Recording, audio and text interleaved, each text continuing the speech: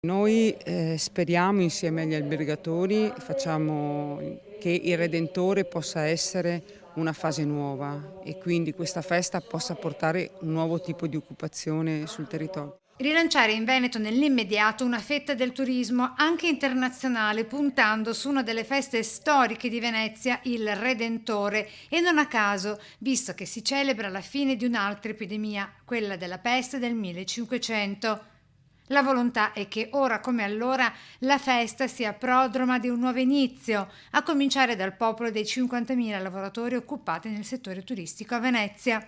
Ad oggi ci risulta che le percentuali oscillano dal 15 al 20% nell'ospitality. Dagli addetti ai piani fino alle portinerie, l'80% degli alberghi veneziani ancora non ha riaperto. Ecco cosa significa per chi, seppur poco, ha preso come cassa integrazione e per chi invece non ha ancora ricevuto un euro. Ho una compagna che per fortuna riesce a lavorare perché comunque lavora online, lavora da casa, quindi è un grosso aiuto, ecco.